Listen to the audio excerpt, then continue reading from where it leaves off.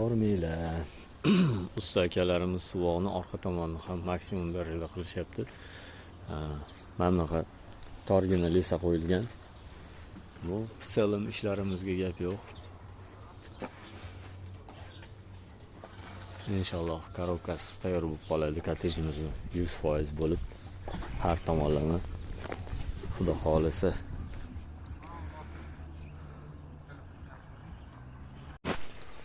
Usta akalarimiz sement tayyorlashyapti ekan. Beton nima uchun deysizlar?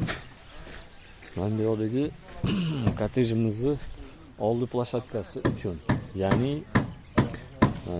beton qo'yiladi. Devor bo'ladi. Mana shu tomonda oldida kalitkasi bo'ladi, darvozasi bo'ladi. Ana o'shalar uchun. Kirib chiqishligi uchun. Uning ustidan devor bo'ladi, xudo xolisa. Bu boshqa keyingi kottejimiz Cherdakka chiqadigan joyida tom qismi.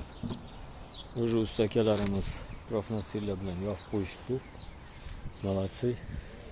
Profnasillik mana o'zira rekalar bilan otida yopib qo'yishdi. Ozgina kami ko'rsatib qolibdi demak. Tak.